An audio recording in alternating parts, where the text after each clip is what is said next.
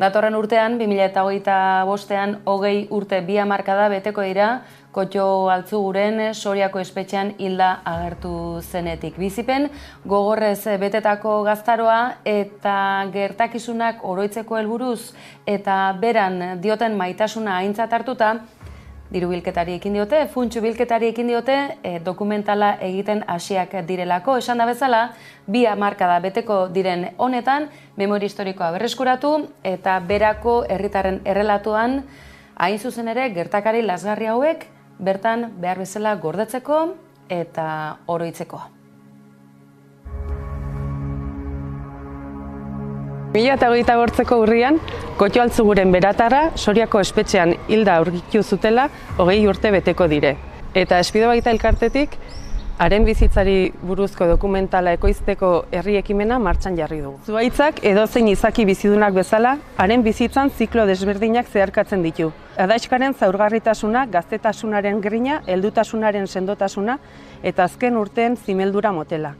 Tartean ordera, badira, aizkoraz eta motozerraz moztu eta hiltzen dituzten zuhaitzak. Horrela irudikatzen dugu espetxe politikaren ondorio lazgarrienak bizi izan dituzten hainbat herritarren kasua. Kotxo Altzuguren beran jaio zen eta bere bizitzan zehar ibilbide sakona egin zuen gure herrian. Kirola maite zuen, futbolari eta mendizale amorratua. Berako kultur ekimen guztien laguntzaile eta parte hartzaile nekaezina. Baina ez zuen bide erraza izan. Itzal handiko zuhaitzei gertatzen zaien bezalaxe. Kotxo bitan espetxeratua izan zen. 2025 urtean bigarrenatik 20 urte beteko dire. Hain zuzen ere, torturatua eta espetxeratua izan ondoren, egun gutxira 2008ko urriaren 30ean Soriako espetxean hilik aurkitu zuten. Eroritako zuhaitzak basoarentzat ongarri bihurtzen dira, bizigai. Hemen ez da ezer bukatzen, basoa loratzen jarraituko da. Proiektua finantzatzeko itxulapikoa.eus webgunean crowdfunding kanpaina martxan jarri dugu. Gure bizilagun Kotxoren bizitza oroituko duen eta espetxe politika hiltzailea salatuko duen dokumentala aurrera eramateko zure ekarpena behar dugu. Jarrai dezagun botatako zuhaitzetik zerumuga berrietara loratzen. Egin zure ekarpena.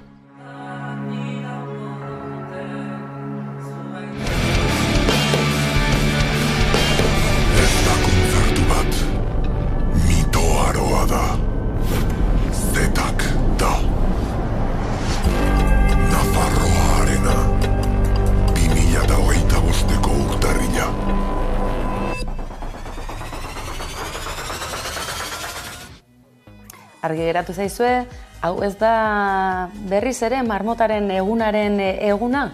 Alegia, oraingo honetan ere, sarrerak aurrez lortzeko aukera izango duzue, berria lagun izan da, naizeko arpidedun izan da, lasai denok, urtarrilaren 4an izango da, Nafarroarenan, Zetakek iragarri zuen, esklusibitatearen esklusiban, zenbait kontzertutan egon zirenek bazeukaten, sarbide berezi bat, eta orain publiko zabalari mitoaroa. Azenolako tesia garatu duen Zetakek, Pello Reparazek eta zer esango izugu, mitoaroan bizi garela eta ez dugu ukatuko meriturik. Noski ez eta badakigu lan izugarria egin dutela ekipo osoaren artean eta beraz, euskal kultura, euskara inguruan ditugun beste nazioetako hizkuntzak, galegoa, katalana, tira, ez gara luzatuko, zer gehiago?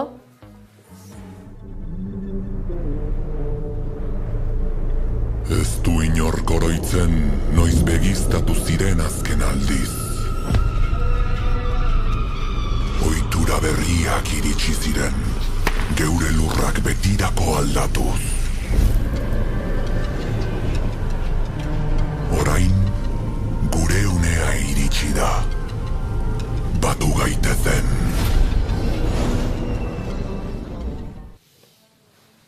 Laxe, gizu hitzordua, nahi izan ezkero, gordetzeko aukera duzuela, eta beste behin ere, Nafarroa, hiriburu bilakatuko zegula besterik ez, bagoaz badakizu egunero hemen duzuela, iluntzeko hitzordua, kolpez kolpe, antenatik mila esker, beste behin ere, hor bestaldean izategatik, sentitzen dugu, badakigu zaudela bakarrik, gaun pasa, bihar arte.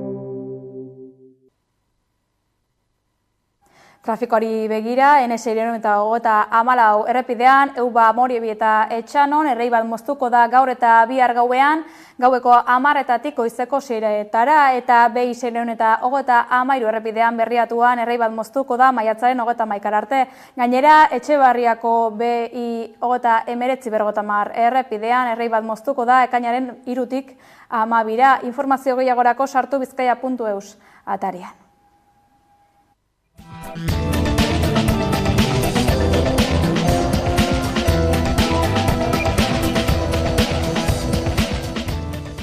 Alaben kontrako sexu erasoak salatu dituzten gurasoek uste dute Getxoko Europa ikastetxea berandu aritu dela eta gertatutakoa estaltzen saiatu dela. EITB-ri egindako adierazpen batzuetan, ametako batek esan du eskolak irailaren 15-tik zeukala gertatutakoaren berri. Orduantxe esan baitzion ikaslearen tutoreari neskatoa atal intimoak gorriturik itzultzen zela etxera. Guraso horren arabera ikastetxearen erantzuna izan zen neskatoa ongi hartaturik zegoela, dena ongi zegoela eta ez zeukala kezkatzeko arrazoirik.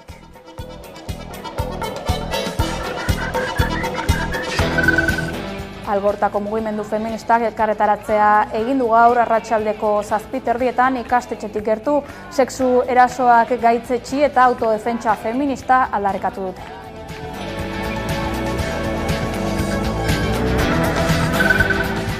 Adegi patronala bete-betean sartu da Gipuzkoako eta beste lurralde askotako lehen mailako arazoetako bati buruzko eztabaidan etxebizitzarenean. Zehazki, gazteek etxebizitza bat erosteko dituzten zailtasunak izan ditu hizpide eta bere ekarpena egin du. Aitortu du prezioak neurririk gabe igo direla eta kreditua eskuratzeko zailtasunak berriz handitu. Soluzio posible erreparatuta nabarmendu du arazoa ez datzala soldatetan soilik eta etxebizitza gehiago eraiki behar direla. Enpresek eskatzen dituzten titulazioak aukeratzeko eskatu die adegik gazteei.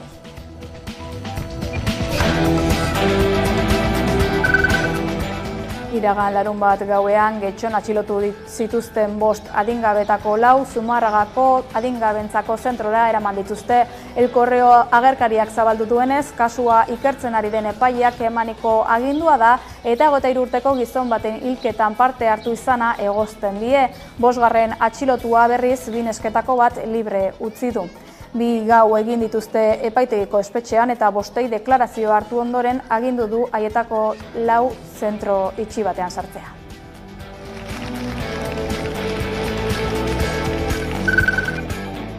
Kontzertuz, ikuskizunez, jolasez eta jokoz jositako egitaragua kolarizu hartuko du ekainaren 16-an aurtengo Araba Euskaraz jaiarekin. Oiongo San Bizente ikastolari laguntzeko prestatu da bide batez Euskararen erabilera Arabar Errioxan aldarrikatu eta bultzatzeko.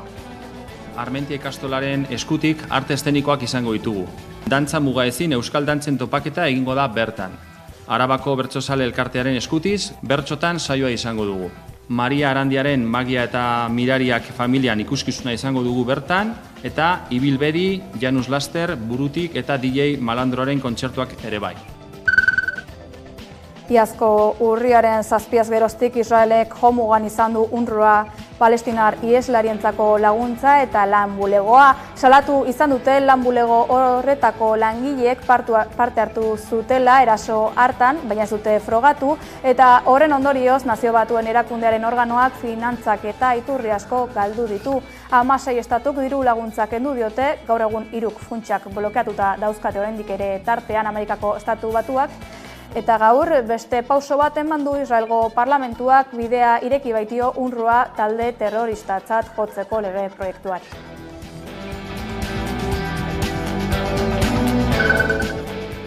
Urte hurren festa berri bat ate joka dator, kasu honetan Peio Reparaz buru duen Zetak talde nafarrak iragarri duena da. Hitzordua datorren urtarrilaren 4an izango da Navarra Arenan eta ikuskizun berezia izango dela aurreratu dute mitoaroa Lemapean egingo dena. Peio Reparazekin bildu da gaur Hamaika Telebista. Bueno, Zetakentzat eta niretzat inflexio puntu bat izango da urtarrilaren 4, 2025 urtarrilaren 4, argitaratu berri dugun Nafarroa Arenan egingo dugula gure 5. urte hurrena, Mitoaroa izeneko show berezi eta bakar batekin, eta bueno, nahiko urduri eta erronka handi bat dugu parean. Ona gaurko efemeridea, gaur duela 27 urte Donibane Loitzunen eraikitzen ari ziren McDonald'sen aurkako lehergailua estandarazi zuen goizaldean iparretarrak erakunde armatuak.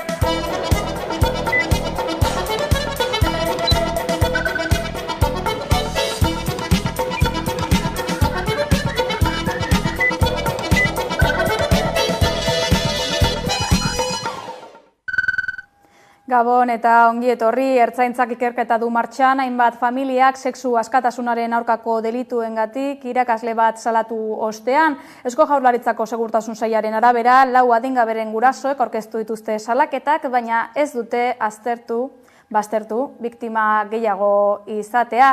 Europa ikastetxeko zuzendaritzak gaur hezkuntzako familiekin bilera egin zuen atzo arratsaldean azalpenak emateko. Batzarratik irtetean familietako batzuk kritiko azaldu ziren eta salatu zuten joan den astean lanean zegoela irakaslea lehen susmoen berri bazutenean, hala berandu ibiltzea egotzi zioten zentroari. Ertzaintza Getxoko Europa ikastetxeko ingeleseko irakasle bat ikertzen ari da. Zenbait ikasleri ustezko sexu abusuak egin izana egotzi baitiote. 4 urteko 4 ikasleren 4 neskak familiek salaketa jarri diote, beren umeei sexu abusuak egitea egotzita. Sexu askatasunaren aurkako delituak egin ote dituen ikertzen ari dira. Komunikabideen arabera joan den astean hasi zen guztia. Salaketa jarri duten ametako bat Gurutzetako ospitalera alabarekin joan zenean.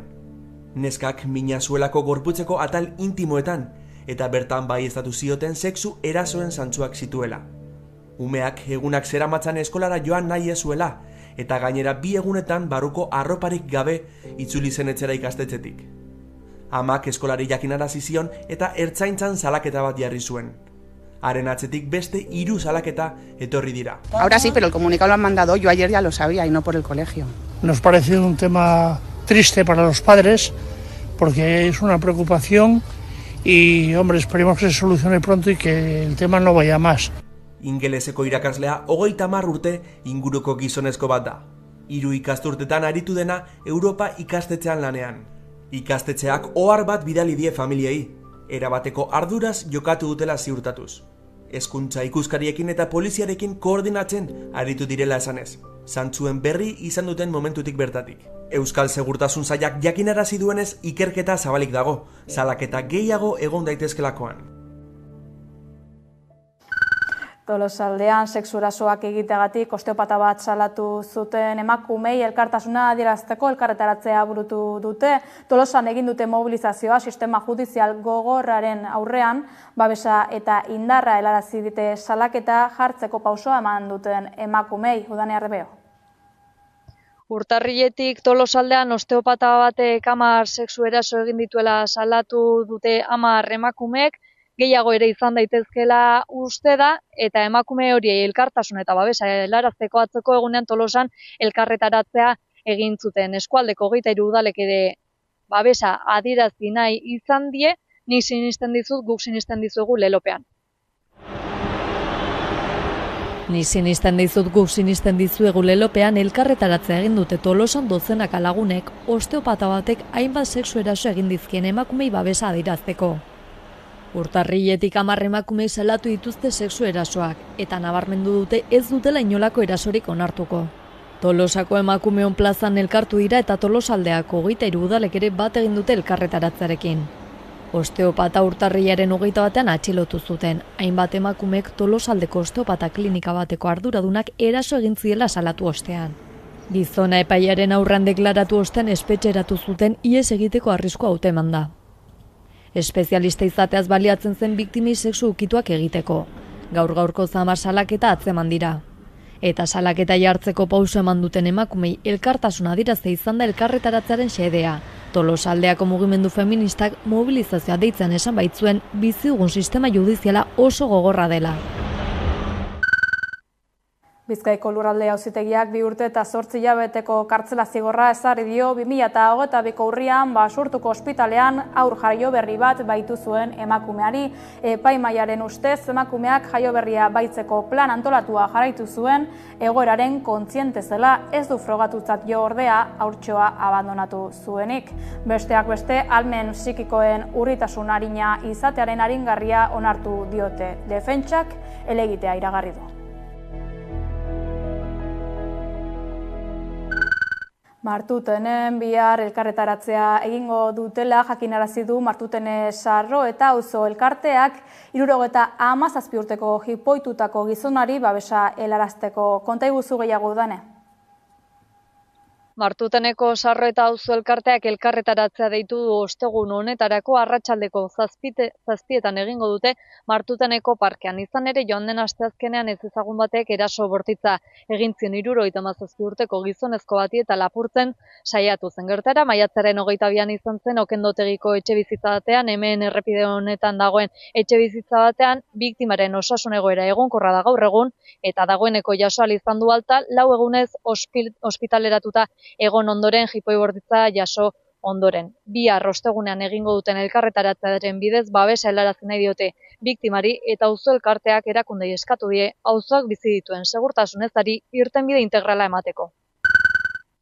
Iberdrolak zibererasoa jasandu eta Espainiako 600.000 bezeroren datuak agerian geratu dira. Maiatzaren 5ean izan zen erasoa eta 2 egun beranduago maiatzaren 7an atzeman zuten. Iberdrolak adierazi du horren berri berehala eman diola datuak babesteko agentziari eta salaketa jarri duela estatuko segurtasun indarren aurrean. Aldi berean jakinarazpen bat bidali die kaltetutako bezeroei erasoaren berri emanez.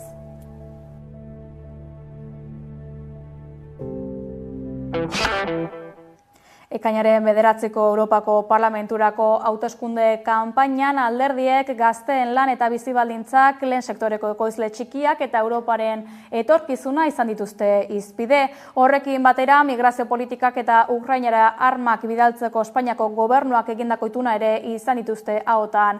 Hautagaiek prestakuntza onena duen belaunaldiaren lan eta bizi baldintzak hobetzeko proposamenak plazaratu ditu gaur EAJak Donostian, EHUren egoitzaren aurrean egindako agerraldian. Gazteak lan merkatuan sartzen laguntzeko sistemak hobetzea da horietako bat, batez ere bekadunei eta ikertzaileei dagokienez.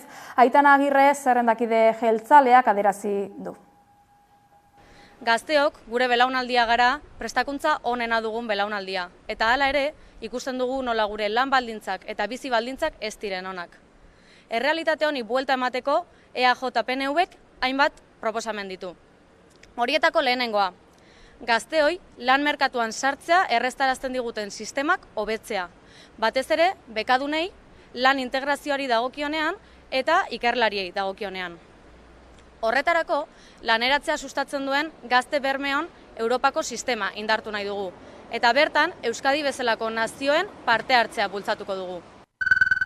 EH Bilduk uste du datozen ekainaren 9ko bozak aukera egokia direla Europako batasuneko politiken barruan lehen sektoreari dagokion garrantzia emateko.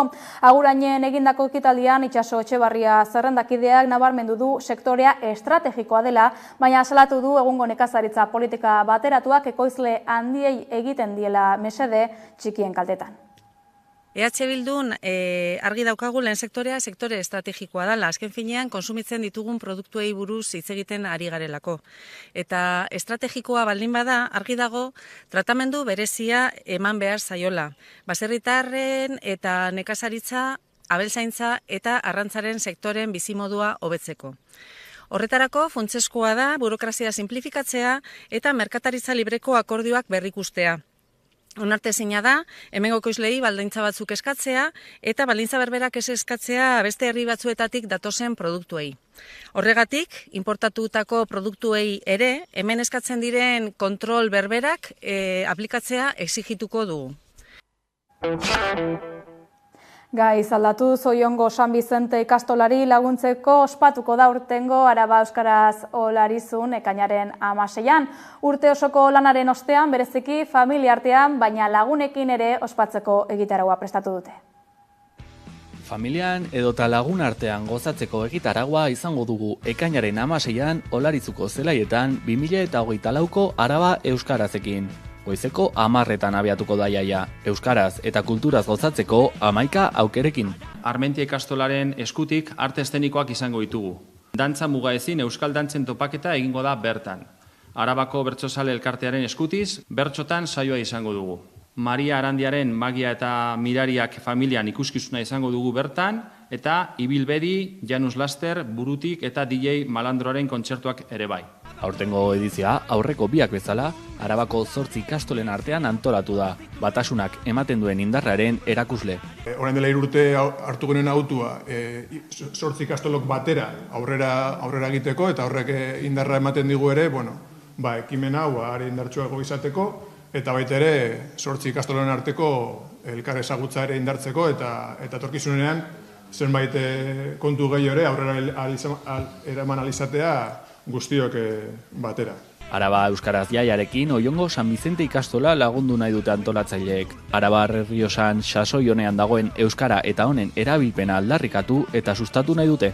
Esan dezakegu azkenengo urte hauetan igoera nabaria izan dugula. Eta bada momentua non euskara hasi da entzuten kaleetatik, gazteen artean harremanatzen dira euskaraz, ez portzentai altu batean, baina bada aurrera pausu bat, eta nire ustez sasoi honean dago euskara Araba Errioxan. Erabilpean emandako igoeran eragina izan duen IKA euskaltegia omenduko dute aurtengo edizioan. Guk, gure seme-alabak bezala, IKA euskaltegiko irakasleak 1993tik ari dira helduak euskalduntzen Araba Errioxan. Gainera, Araba Errioxako ikastolekin esku ari dira lanean, eta horren erakusle dugu besteak beste Txikitxaka Euskara Elkartea. Garraio publikoan zein bizikletaz edo oinez joateko deia zabaldu dute antolatzaileek.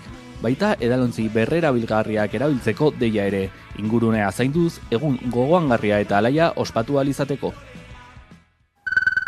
Ekainaren 14an eta 15ean egingo da lasterbidean egitasmoaren azkenengo aldia Abadiñon, Euskal Presoen eskubideen aldeko lasterketaren 10. aldia izango da aurtengoa.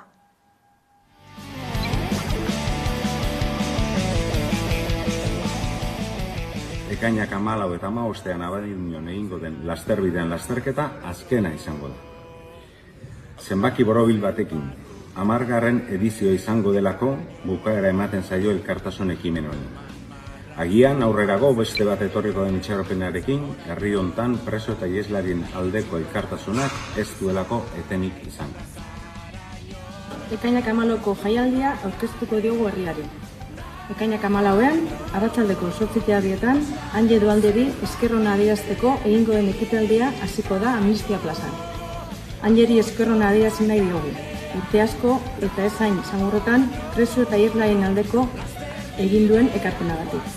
Jaialdian, Anje Dualdez gain, taloratuko diren lagunak hauxe dira. Jon, Onintza Azkarate, Itziar Navarro, Manes Pagola eta Teresa Jareño, Xaberra Muriza, Eñote Lorreta, Inés Osinaga, Aitu Urega, Igor Lortza eta Josu Zabala, Miren Amuriza, Joseba Tapia eta okerri lanetan Ainhoa Urien. Elkartasun giroan burutuko den gaualdia ederra izango da. Herri bat erditzea, gauza gatxago, ni joan gabe, mendik araño. Ekonomia gaietan, administrazioko bitarteko langileen edo langile interinoen auzian bere iritzia eman du Espainiako Auzitegi Gorenak. Baztertu egin du 3 urte baino gehiago behin-behinean daramaten langileak automatikoki finko egitea eta berretsi du funtzionario edo langile publiko finko izateko ezinbestekoa dela lanpostu bat lortzea hautaketa prozesu batean, ez dela aski prozesua gainditzea edo zerrendetan egotea. Azpimarratu du hori ez egitea litzatekeela administrazio publikoa arautzen duen sistemaren, hots Espainiako Konstituzioaren berdintasun meritu eta gaitasun printzipioen aurka egitea.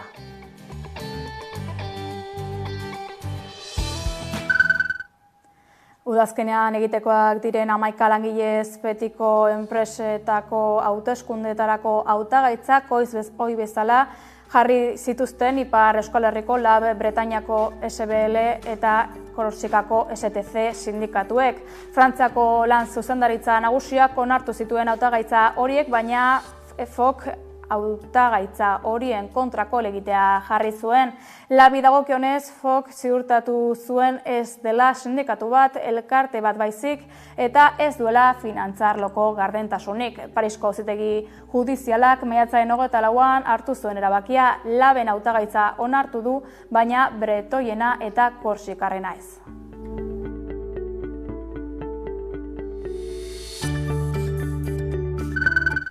Adegik maiatzean enpresei egindako koiuntura inkesta aurkeztu du eta azpimarratu du badirela beste faktore batzuk gazteek beren bizi proiektuak garatu ahal izateko eragina dutenak, hala nola etxe bizitzaren eskalsia eta garestitasuna eta kreditua eskuratzeko zailtasuna.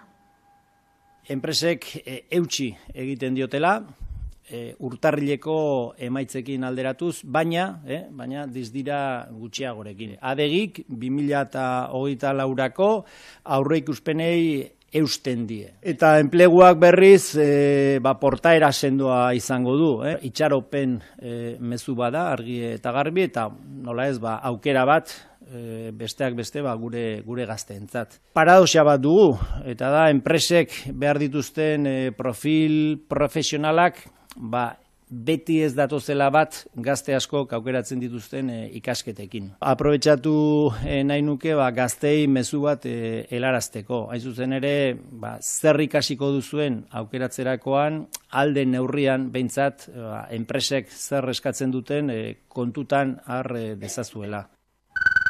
Lehen sektorean, Euskal Herriko nekazarien elkartasunean, badugu berririk, enetik lehen sektorearen saila sortzeko eskatu dute udanek. Azaldu iguzu. Azken urteotan agirikoak izan dira lehen sektoreak bizi dituen krisiak, abenduan egin zituzten mobilizazioetan argitaratu zituzten zein problema bizitzen ari diren, ekainaren 3 ere mobilizazioa deitu dituzte Bidasako mugan eta testinguru honetan Ene sindikatua Jaurlaritza berriari eskatu dio sail propio bat eratzeko nekazaritza eta abeltzaintza saila izenekoa ez ditzaten nahastu lehen sektoreko gaiak beste saiekin. Datorren ekainean lehendakari berria eta Jaurlaritza egitura berria izango dira. Gaur egun gobernu osatuko duten alderdi politikoak beren egitura eta gobernu osa dezaketen saien kopurua negoziatzen ari dira. Testuinguru honetan Euskal Herriko nekazarien elkartasunak eskatu du lehen sektoreak sail propio eta esklusiboa izatea, aurkezten zaizkion erronkei aurre egin ahal izateko. Ohar batean adirazi dute lau legegintzaldi daramatzatela beste sail batzuekin nahastuta, Jaurlaritzan presentzia galtzen beste gai batzuen aurrean. Eta argi utzi nahi izan dute lehen sektoreak tokia behar duela administrazioetan bere garrantzia eta berezitasuna islatzeko. Lehen sektorea ekonomia, ingurumena, kultura eta osasuna da, gizartaren eta landa eremuaren garapenaren ikuspegitik ezinbestekoa.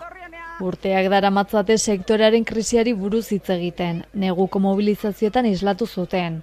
Gainera, Enen ohartarazi dute aktiboa galtzen ari direla, hori eragiten duten faktoreak mahai gainean jarriz eta balizko konponbideak landuz. Horretarako erakundeek elkarlanean jardu behar dutela diote, sektoreko eragileekin lan egiteko prest egon behar dutela.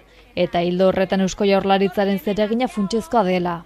Horiala sektorean lan egiten duten pertsonei lagunduko dien saia eskatu dute, inbertsioak indartuz, enplegua sortuz eta landa eremuaren biztanleria finkatuz. Nekazaritza praktika jasangarriak sustatuko dituena, lurzoruaren kontserbazioaren, uraren erabilera eraginkorraren eta abeltzaintza estentsioaren alde egingo duena, oro har lurralde orekari eusten lagunduko dion departamentua.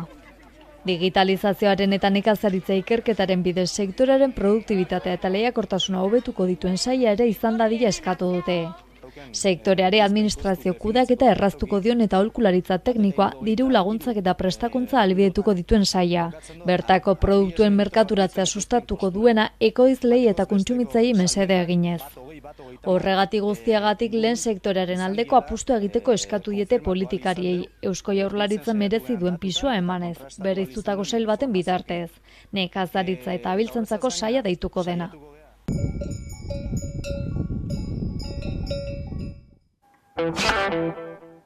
Nazioartean Israelek dio Gazako gerrak gutxienez 7 hilabete gehiago irango duela eta ez duela gunea utziko.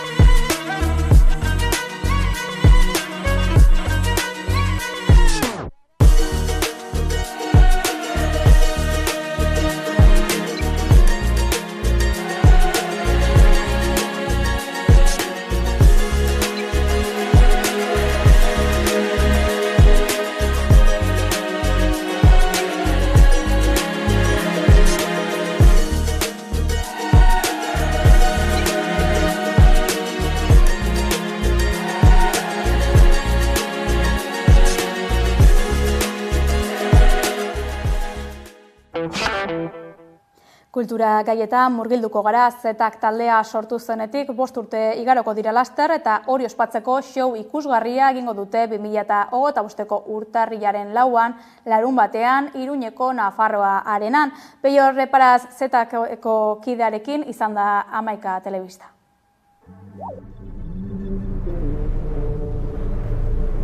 Zetak taldeak aurten bere 5. urteurrena ospatuko du. Peio Reparazen eskutik sortutako euskarazko musika elektronikoko proiektua da. Bendetarekin bere aurreko proiektuarekin urte arrakastatsuak igaro ondoren, musikari nafarrak taldea utzi eta konbo berri bat sortzea erabaki zuen. Musika elektronikoko proiektu berri batekin erregistroz erabat aldatuz. Gaurkoan Peiorekin hitz egiteko aukera izan dugu. Haien sare sozialetan iragarri berri duten sorpresa ezagutu ahal izateko. Mito Aroa showa. Mito Aroa da showaren izena eta mitologiak izango du. Horre presentzia garrantzitsua. Aztilenetik gatoz, Zetaken partikulartasunaren bilaketa prozesu, 5 urteko prozesu horretatik gatoz, eta hori ondo islatzeko egun horretan, eta Nafar eta Euskal iruditeria herrikoiaren topaketa moduko bat izan nahi duen horretan, gurekin momentuz konfirmatu ditzakegunak behintzat, dira Altsasuko Gomoxorroak, Unenuko Gomoxorroak, Arbizukoak ere, Lantzetik gurekin egongo dira, etorriko dira, Iturendik ere, Zubietatik ere, Tuteratik ere, hau guztiak oso agente garrantzitsuak direla ulertzeko geure imaginarioa, geure mitologia eta geure erlijio zarraren topaketa historiko moduko bat sortzea dugu amets, eta nik uste dut oso erronka ambiziosoa dela, hori dena Nafarroarenan egitea, eta orduan nik uste dut parte hartzaile guztiabekin gauza ederra sortzera goazela uste dut, hortan sinisten dut. Kontzertua egiteko Nafarroarena aukeratzea ez da ausazko erabakia izan. Peiok ondo kontatzen digun bezala, Ahaztilen oso disko nafarra da, eta merezi zuen horrelako leku bat.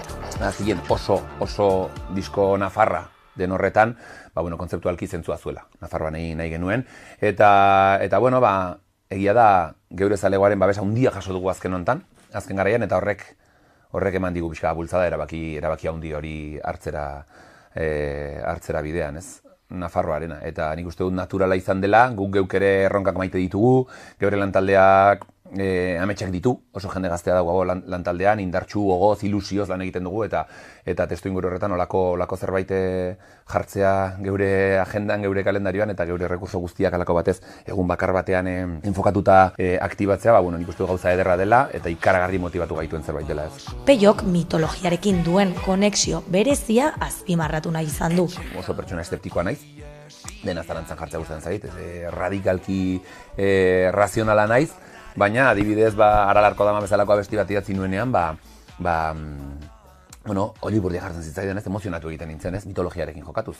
Eta ordan badago hor zerbait pizten duena Nafarrongan, Euskaldunongan zerbait ez, pizten duela emozio bat edo beste, badago ez, eta ordan hori are gehiago esploratu nahi dut.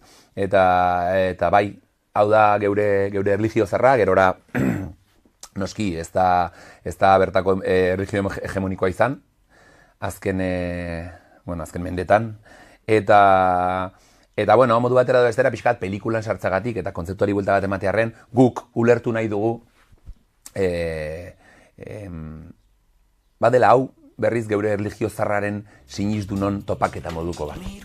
10.000 sarrera baino gehiago daude salgai, naiz eta batzuk jada ahaztien turrean joateagatik sarrerak aurretik erosteko privilegioa izan duten. Taldearen ibilbideak gora berez beterikoa izan da.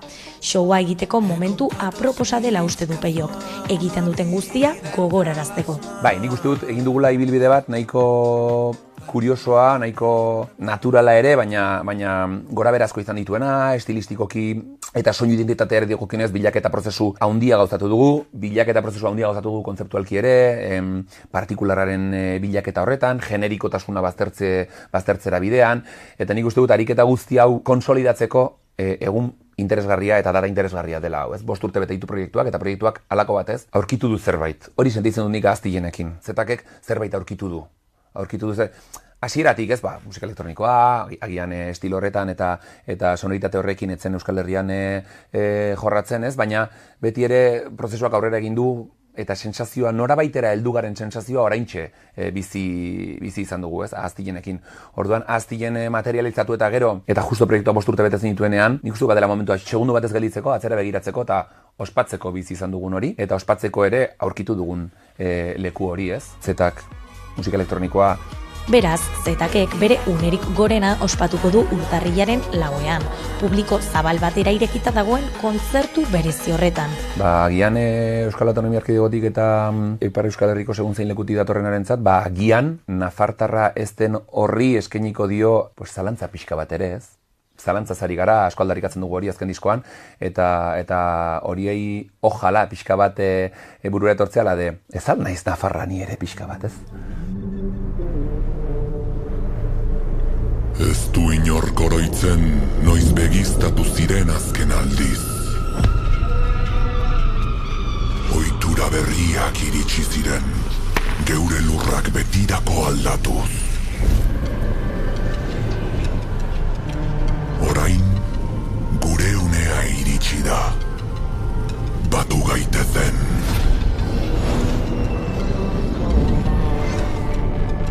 Ez da kontzertu bat, mito aroa da. Zetak da. Nafarroa Arena, 2025ko urtarrila.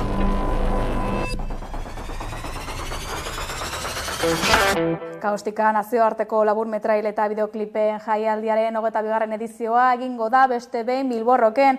Ikusentzunezko kulturan erreferentea den jaia, maiatzaren 31tik ekainaren 9 ospatuko da. Nitia López, Kaostikako kidea dugu gurean, ongi etorri Nitia.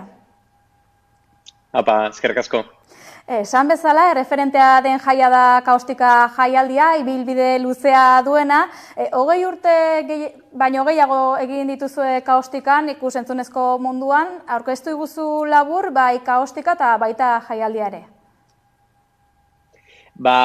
Kaostika da labur metrai eta bideoklip jaialdi bat, nazioarteko jaialdi bat, eta, aipatu dozu moduen, ekainaren 3tik 9 ospatuko dana, eta ez da egit, jasoten dugu zen lanan artien, deko guz bideozinema, da irudi errealeko laburmetraiak, animazioa, bideoklipak, eta bebai guk dekogu sekzio bat deitzen dena sesio bizarroa, eta parte handi baten hori da apurtxu bete jaialdi zeri emoten dutxona identitate kutsu bat. Zertan datza sesio bizarro horrek? Zein parkatu? Zertan datzan, aipatu berri duzu sekzio bizarro horrek? Hor sartzen da apurtxu bet, guri heltzen jakuzen proposamen arraruenak eta arriskatuenak, eta uste dugunak beste jaialdi batzutan askotan jaialditik kanpora gelditzen dizera jendie eskandaliza ez deizen, eta gure jaialdi zen hori da bilatu itzen dugun zeu zer gainera. Bilbotik nazioartera zabaltzen den jaialdia da Kaostika, izan ere 50 nazionalitatetik gorako obrak jaso dituzue. Konta iguzu, sekzio hontaz gain, zer nolako lanak jaso dituzue?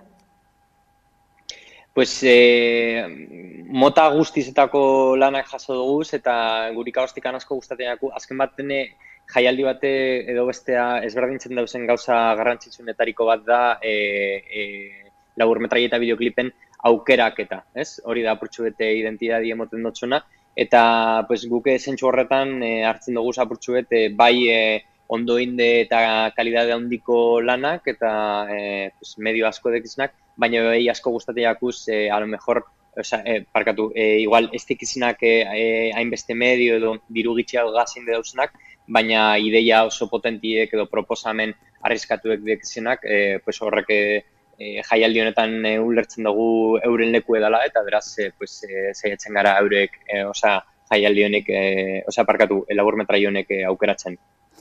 Garrantzia dute ez bakarrik kalitateak, gaiak eta mezuak ere bai orduan, 4.500 euro banatuko dituzue sarietan, 3 sari nagusi izango dira aurten, ezta? Sariak bidez bideoklip honenan saria, bideozinema sari honena, animaziozkoa, euskal lan ikonena eta Kaostika elkartiek, aurretik aipatu dutesnak epaimai batek eskaintzen deuz, baina sari bizarroa Kaostikako elkarteko kidiek aukeratzen dugu. Horrek bidez deko guzen sarizek. Hau kontuan izanik, azkenengo sari hontaz gain, nork egingo du palmaresa edo beto esan da nork osatuko du epaimaia? Epaimaia osatu dabe Amaia Nerekan, ikertzaile eta irakasle dana, Juan Zapater, idazle eta kultura kudeatzailea, eta Laura Lazkano, zinema kazetari zedana. Sari banaketaz gan, maiatzaren 31-tik ekainaren 9 arteko tarte horretan, zer gehiago antolatu duzue? Konta iguzu? Sekzio ofizialeko proiektzio ez gain, bebai saiatzen gara orain dela urte askotatik aktibitate paraleloak eitzen, eta aurto nahin bat deko guz. Bariku honetan maiatzako 31 azten dugu tributo a Mad Max, Apokalipsis dibujado erakusketa bategaz, Plaza Corazón de Mariako kulturetxean, eta ja azten dugu jaialdize, pelikula baten presteinaldizegaz, Amor en toda la cara, Gerald B. Fillmore zuzendarizegaz, bertan eukingo dugu gugaz gero kolokerako, eta jarraitziarren eukingo dugu beste urte batez lo más kaostiko de Macabro, Macabro Mexikoko iriko horrorezko jaialdi segazitzen dugun kolaborazio bada, eta bertako laburmetrai honenak jarriko duguz, gure jaialdi zen. Bebai eukingo dugu La Hora Kanibal podcasta, Borja Crespon podcasta, eta bertan Nerea Alberdi eta Zabala musikagileek elkarrizketatuko deuz. Bebai eukingo dugu Ramon Txurruka, performer Bilbo tarraren bera, zinema bizarroaren inguruko masterclass bat ingo dugu, eta, pinta itzela honeko honek bebai. Eta barikureia, datorren barikureko ja eukingo dugu mixa eta jarrera DJ sesio batzuk eukingo duguz, jaialdi zen. Eta ja bukatzen juteko zapatuen da sari banaketa, Festa Bizarroa, eta bertan egongo diez Chabezito, DJ Chabezito, eta DJ Nausea, egongo diez festa animatzen. Eta ja bukatzeko datorren domekan egingo dugu Kaustika Kids, dala umientzateineko proiektzio bat, eta bukatzeko Palmaresan proiektzioa. Egitarau zabala antolatu duzue beraz, ez bakarrik gainera ekitaldi hontarako, urte osoan zehar ere bai, ekitaldi hontan hala ere gila da denetarik antolatu duzuela, bai podcastak, bai laburmetraien erakusketa, performance bilbotar bat ere esango zuen, Ramon Txurruka, zuen berri gehiagoren izango gara Hamaika Telebistan. Eskerrik asko Nitia López. Bai, eskerrik asko zeuri. Dantzaren maitaldia irailean itzuliko da Miarritzen eta beste 16 herritan festivalaren 24. aldirako 40 ekitaldi antolatuak dituzte.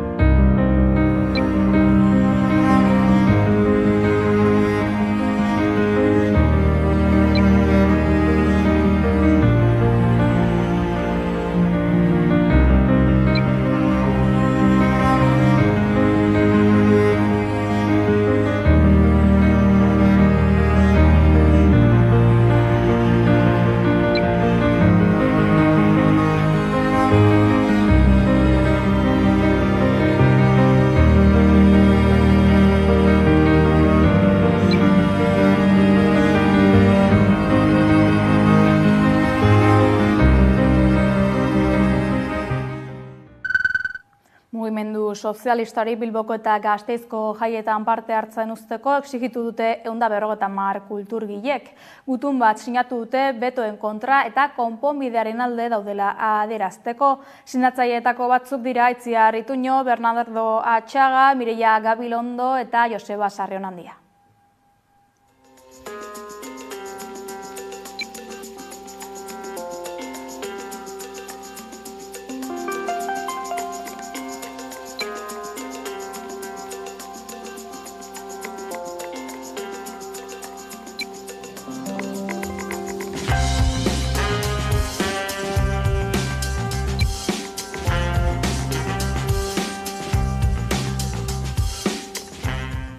Mugimendu sozialistaren inguruko eragilei aukera aukatu zaie, Bilbon eta Gasteizen jaierrikoien esparruan ere parte hartzeko.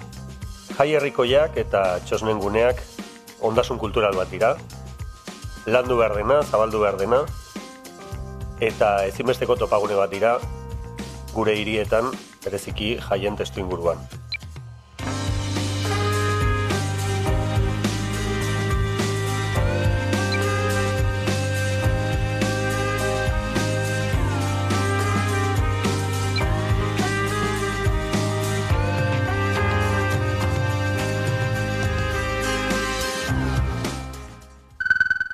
Iruñean Sanferminetako txupinazoa nork jaurtiko duen bozkatzeko epea irekita dago. 2024ko Sanferminetako txupinazoa botako duen pertsonari edo erakundeari botoa eman diezaiokete Iruñeko herritarrek astelehen honetatik aurrera. Bozketa Iruñean erroldatutako 16 urtetik gorakoentzat da eta boto bakarra eman dezakete Sanferminetako mahaiak hautatutako 5 aukeretako batengatik.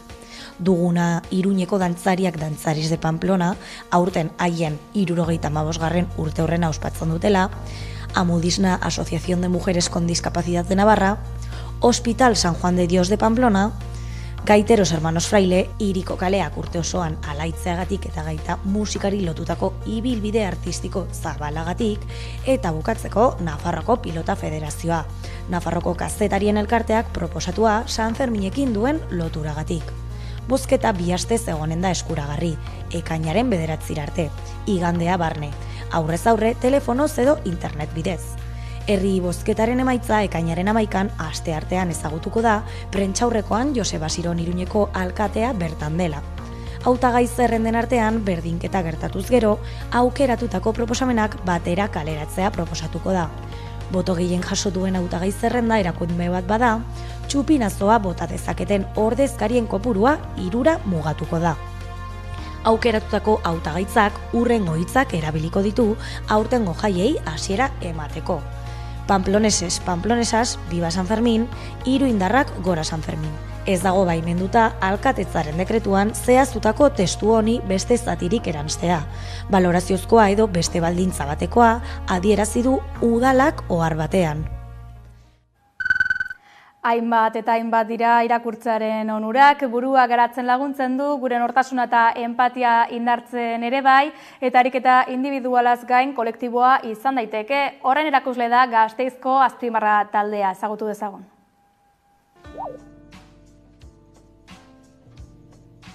Eta 2023ko udan jaio zen Azpimarra irakurle taldea Gasteizko gaztetxean, irakurtzeko nahi adina denbora aurkitzen ez zuten gazte talde batek bultzatuta. Hasiera batean izan zen lagun batzu bildu ginen eta ikusten genuen beti geneukela preokupazio erdina edo inkietude erdina eta irakurrineko genukela gehiago, baina ez genuela nahi beste irakurtzen, ez geneukalako denborarik edo zer. Eta pixka eta hasiera batean aitzakia bezala geure burua derigortzeko irakurtzera sortu zen ideia hau, eta baita ere geneukalako interes berezi bat literatura konkretu batean edo, bai literatura tradizio iraultzailekoa edo orokorrean konpromiso sozial batetik edo errealitatea ulertuta eraldatzeko nahi batekin idatzitako literatura irakurtzeko gogo batetik sortu zen. Ordutik hilabetero elkartzen dira 15 gazte inguru ikuspuntu sozialak dituzten liburuak eta egileak irakurtzeko. Taldea egonkortu einean, irakurketa saioak baino gehiago egitearen ideia sortu da. Antolatu du ekainaren 6ko literatur jaialdi bat, gauza pixkat esperimentara, ez dugu urteko inorrez garela sekula olako jaialdi batean izan. Bai joan garela talde bat edo egonkortzen eta pixkat ideia espaldi sortu zen, eta azkenean motibatu gara horrelako zerbait egitera, publikoagoa edo jende gehiago biltzen duena, baita ere gure motivaziotik abiatuta. Poesia mailu bat da literatura jaialdia antolatu dute ekainaren 6ko. Gabriel Arestiren esaldia iparorra atzartu dute literaturaren funtzio sozialari buruz hitz egingo duen jaialdirako. Bai, nik uste horrez artea eta poesia ulertzeko erasko daude, ulertu daiteke artea, artea egin daiteke merkaturako, diru irabazteko, artea egin daiteke entretenimendurako eta beraz nolabait ebaziorako, eta arte egin daiteke baita ere borrokarako edo iraultzarako. Eta gu pixkat mai gainean jarri nahi genuen artearen azken ulerkera hau, tortarako hartu dugu Arestiren olerki famoso horren esaldi hori. Eta ez dakit, eta pixkat igual baita ere aurre iritzi batzuk kentzeko eta hola, eta horri buruz jardungo gara mai inguruan espero dut, baina ez, jende batek pentsatzen dula artea politiko izateagatik, baina nolabait ez dela hain arte ona edo galdu egiten duela artearen partetik, eta guk ez dugu ala uste eta aldarrekatu nahi dugu baita ere, ez dakit, artista on asko egon direla konpromisoa zeukatenak, eta ez dakit, askatasun eta berdintasunaren alde egin izan dutenak historian zehar. Egun guztia ekimenez bete dute. Goizean itzulpengintza tailerra egingo dute, ikuspuntu teoriko zein praktikoa izango duena. Arratsalderako ipuin kontalaria eta poesia mikroirekia antolatu dute. Baita literaturaren izen handiak protagonistea izango dituen mai ingurua ere. Mai inguru bat, izango ditugun Uxoa Paulaza, Joseba Zerrenandia eta Martin Bidaur. Eta horrei hitz egingo dugu pixkat gure taldean gure hartan hitz egiten eta interesgarrak iruditu zaizkigun nahi bat auziri buruz, literaturaren inguruan eta bar. Poesia mikroireki bat, hor gonbidatzen dugu edozein parte hartzera, bai gai bezala aukiko duela, poesia mailu bat da, hori ez duelako aipatu, baina hori da pixka bat jaialdiaren lema eta horren inguruan, horren bueltan egongo dira antolatu ditugun gauza diferente guztiak. Aipatzaren mikroirekian zuzeneko musika izango dugula, eta nahi dugu giro polit bat sortzeare edozein animatu dadin errezitatzera. Fanzineak saltzeko postua, kartel erakusketa, musika zuzenean, askotariko jarduerak burutuko dituzte gaztetxean. Gure liburu bilketa bat, Zabaiako presoi bidaltzeko, edozein motatako liburuak, etxean ditugunak edo, bakoitzak jakingo nondik ateratzen dituen liburua, baina ekarri eta bidaltzeko presoi. Gazteek ere literaturarekiko interesa dutela aldarrikatu nahi dute jaialdiarekin, honen funtzio soziala erdigunean ipiniz gainera. Ez dugu hitzontzik-eriarik nahi edo hemen artearen alabantzarik nahi bere horretan. Artea nahi dugu gauza konkretu aterako dela esan dugun bezala. Erraminta bezala, mailu bezala. Hori da. Zinemaren inguruko berriak dakartza Alain Rekondok. Kaixo, Alain? Kaixo, beste behin zinemaren munduari buruz hitz egingo dugu. Eta kasu honetan azkeneko astean gertatu den Canneseko zine festivalaren aitzakiarekin, gomendio desberdinak egingo ditugu. Azken aste honetan esan bezala, seguruna mundu mailan prestigio gehien duen zine festivala gertatu da, dela Canneseko festivala, eta igandean jakin izan genuen, zen izan zen bertako sari banaketa, ez? Eta saritu horiek izan diren filmografia pixkat errepasatuz, ikuste dauzkagu, interes handia dukaten lan ugari. Beti gertatzen da bezala, Cannesen bai saritu da alde batetik logro artistikoak, eta beti ere pixkat kritika soziala duen garrantzia eta zineak hortan eduki dezaken indarra, baita ere saritua ikusi da. Askotan polemika handia izaten da banaketa hauekin, baina nik uste da horten kritika gehiena bastante ados jarriala sarituekin, ez? Adibidez film hobenaren saria Anora filmarentzat izan da, Sean Baker estatuatuarraren azkeneko lanari, eta aste guztien zehar izan zituen kritika oso positiboak, ez? Berriro ere sozialki berako mailan aurkitzen den familia edo pertsonai desberdinak jarraitzen ditu, estatu batuko sozialearen desigualdade horren kritika bat egiteko, ez? Eta Sean Baker zuzendaria iruditzait azkeneko urtetan interes handienetariko zuzendari bat, estatuatik datorren interes handia duena, eta bere azkeneko bi filmak eredu on dira, ez? 2017an The Florida Project filma zuzendu zuen, filmin plataforman da ona eskuragarri, eta bertan Disney World-eneko hotel batean bizidan familia baten bizitza jarraitzen dugu, baina beti ere diferentzia sozial hori eta errealitatea zein den eta saldudainaren irudia zein daren arteko diferentzia, ez? Eta beti ere naiz eta drama sozial bat kontatu, ikuspuntu oso positibo batetik eta irudi oso atseginak direnak erabiltzen ditu zuzendari honek bere pertsonaien gora berak kontatzeko, ez? Eta bere azkeneko filma izan zen Red Rocket filmen berdina bertan zaigu. Naiz eta bere protagonistak ez izan pertsonai perfektuak, beak maite egiten ditu, eta hori ikusleak ere ondo transmititzen dio. Red Rocket hau Amazon plataforman dago eskuragarri, eta bai The Florida Project eta bai The Red Rocket oso film interesgarriak iruditzen, eta seguro bere azkeneko film hau Anora saritua izan dena, baita ere bide berdinetik jarraituko dula. Aipatzeko iruditzen zait ere, gidoi hobena irabazi duen Caroline Farget emakume zuzendariaren lana, The Substance deiturikoa, polemika handia izan duena Cannesen, irudi oso espezifikoak eta oso agresiboak eramaten ditulako. Eta erabiltzen du bere zientzia fizioko historio bat, emakumearen gorputzaren kosifikazio horri denunziatzeko, ez? Eta esaten egun bezala, zinea ez bakarrik entretenigarri bezala, baizik eta denuntzia soziala erabiltzen duen film hauek, beti ere interes puntu handi daukate. Bere azkeneko filma The Revenge filma Amazon plataforman dago eskuragarri, norbaitek nahi badu murgildu zuzendari honen lanean, eta badirudi The Substance filma, polemika handia sortutu duena, baina interes handia izango duena. Eta azkenekoz aipatzeko iruzeit, emakumezko interpretazio hobena irabazi duen filma, Emilia Perez filma, eta 4 aktore desberdinei emandako saria, ex aequo, film hontan protagonistak dien 4 emakumeak, Carla Sofia Gaston, Selena Gomez, Adriana Paz eta Zoe Saldaña sarituak izan dianak. Lehenengo kasua, Carla Sofia Gaston, transgenero aktorea den lehenengo emakumea saritua izan da Cannes-en, eta iruditzen zait baita ere horrelako sariak sozialki aurrera pausok emateko erabilgarriak dienak. Eta horrekin lotuta Emilia Perez honek kontatzen duen istorioa, Mexikoko narko bat erabakitzen duna sexualdaketa operazio bat egitea, eta behin bere emakumezko gorputzean dagoela, baita ere horrek nola eragiten dion internoki ere aldaketa bat egiteko eta bere bizimodua aldatzeko gogoa ezen duena.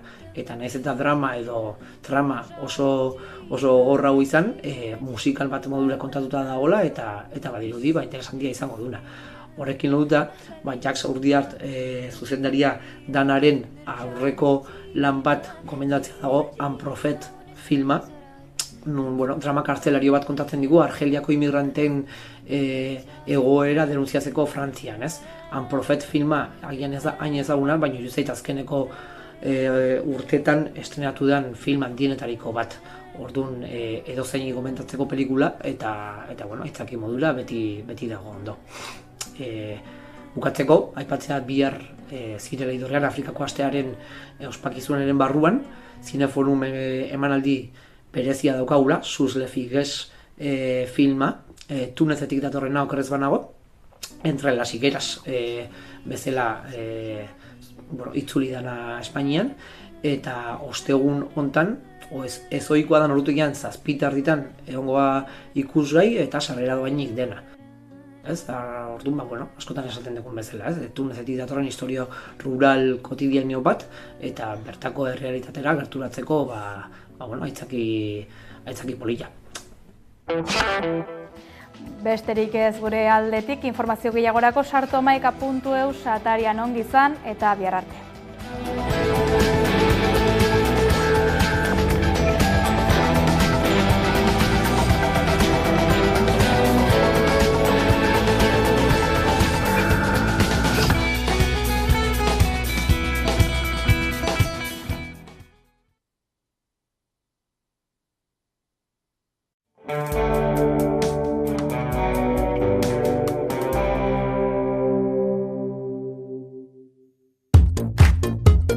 Fruta, teilapea, trastelekua,